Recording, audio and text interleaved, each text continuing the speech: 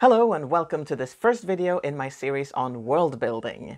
If you're writing fantasy or science fiction or other speculative fiction, then this series is going to be very useful for you. And if you're writing more contemporary-like things, there are still going to be a fair few things that you can take away from this as well.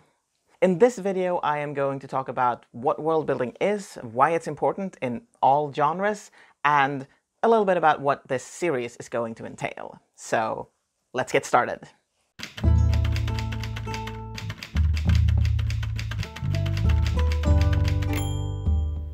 First and foremost, a little bit of disclaimer. I am doing this series because I love world building. It's half the reason why I'm writing speculative fiction. And this series is things that I have learned in 2 decades of writing and reading speculative fiction. It's things that I like to do and think about when I do my world building, and it's things that I like seeing other people do in their work. As such, there will be some basic things in this series, there's going to be some more advanced things, there are going to be some things that I rarely see mentioned about world building, and of course there's going to be a lot of things that I don't bring up at all that you're going to be able to find other places. So this is by no means all-encompassing, but if you want to learn more about world building, this series is still a good place to start. So let's get into it, and first of all, I'm just going to talk briefly about what world building actually is, and what it is, it's exactly what it sounds like. It's building a world. It's creating the world that your story takes place in. Now, this can be something as small as creating a fictional high school in a real city, or it can be creating a continent, a world, a universe, if you want to go that far. I've never done that, but it would be fun to do that. It would also be sort of impossible to do that, but it would be fun to try. Either way, I think of world building a little bit like a form of research. If I were to write a contemporary novel set in Scotland, where I've never been, I would have to do some research on Scotland, on the history and the geography and what cities are there and what they look like, what the culture is like, customs and things like that. And if I'm instead writing a book about a country or a city or a world that is fictional, entirely fictional, that doesn't exist, that I haven't been to, that no one has been to, I need to do the research. Basically, instead of looking these things up, I need to make them up. And this may require less research than actually researching Scotland, or, as is more likely, at least the way I do world building, it actually requires a lot more research. So that's a thing. And world building is important, and it is important in all genres. You just do more of it or less of it depending on what genre you write in. Maybe if you're actually writing an autobiography or a biography, you maybe don't do any world building, but short of that. So again, it could be something as simple as creating a fictional school or workplace in a real city, or creating a fictional city in a real country, or just, creating your main character's house, or figuring out their family history and things like that. That is all part of world building. But that type of thing will be mentioned only very briefly in this series, because this series is focused more on fantasy and science fiction, where you create an entire world, an entire culture, an entire country from scratch. Actually, not all of this is focused on secondary world fantasy. There is some things that are relevant for urban fantasy, and again, some things that are relevant for non-speculative fiction as well. So the question is now, why is world building so important? And from my point of view, world building is important for consistency and immersion and realism.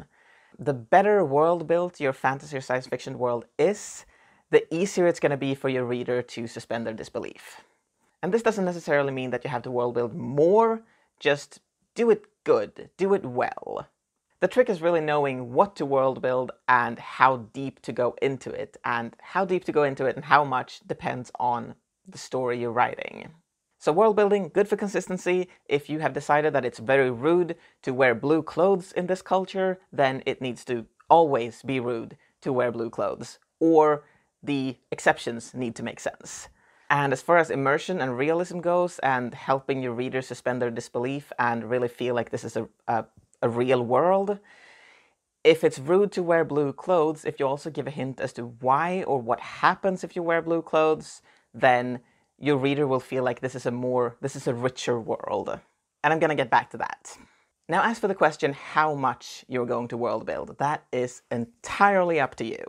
There are some fantasy and science fiction writers and readers who insist that you need every single detail on geography and politics and economy and social structures and religion and magic systems and all of that, and that is just not true. You do not need absolutely everything.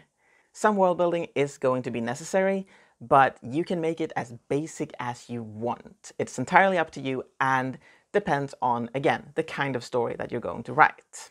If your characters aren't going to travel outside of the city that they live in, maybe you don't need to know a whole lot about the world outside that city.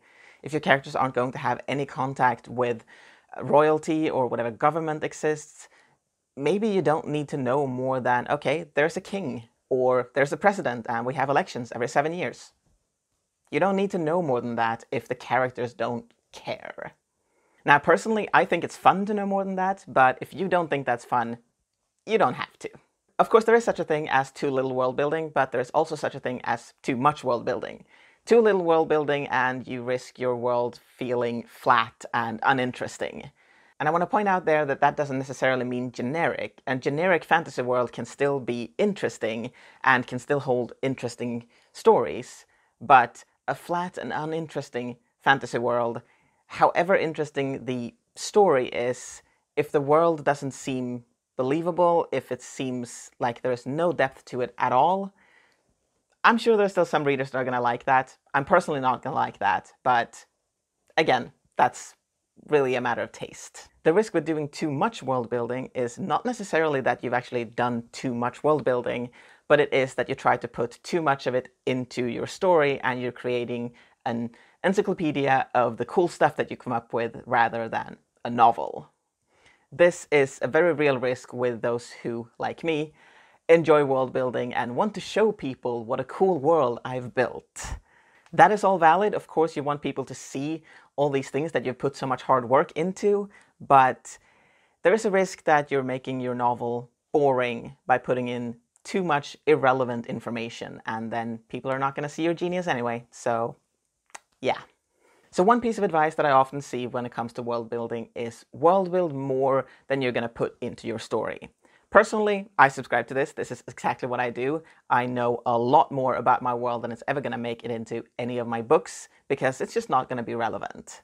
But I don't think this is the only way of doing it. If you don't enjoy world building, there is another trick, and that is come up with a few specific details, put that into the story, and your audience will assume that those are not the only details you know. It's going to feel like a much deeper world than maybe it is.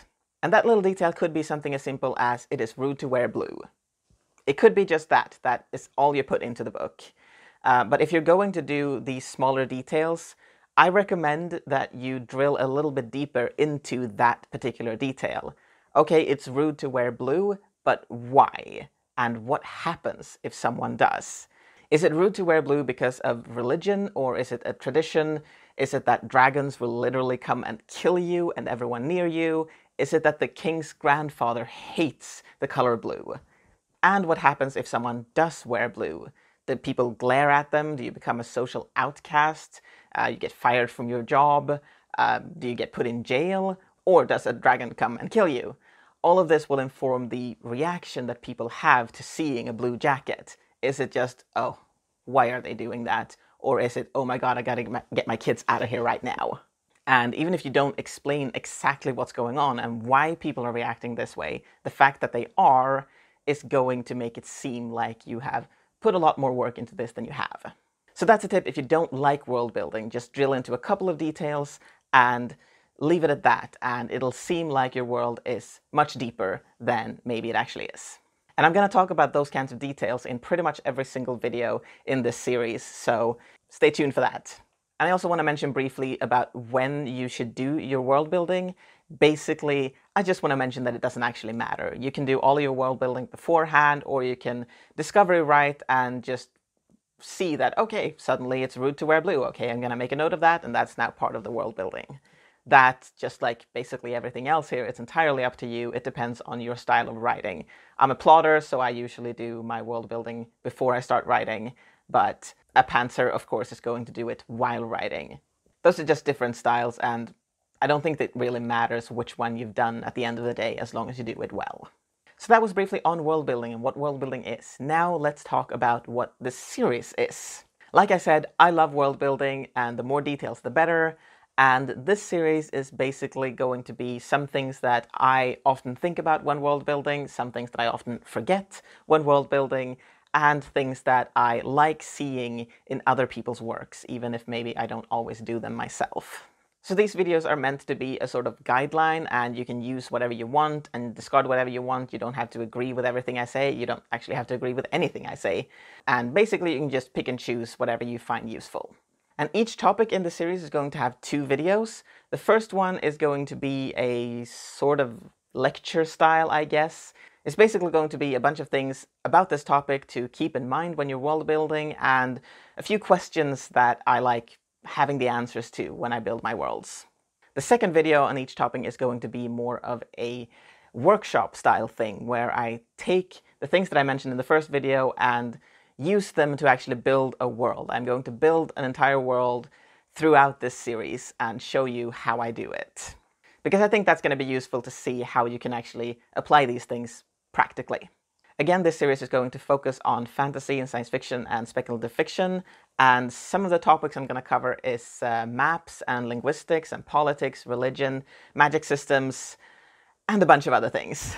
And you can watch these videos in whichever order you like. You don't even have to watch all of them. You're going to be able to watch just one here and there. And the order that I put these videos up in doesn't necessarily reflect the best order to do your world building in.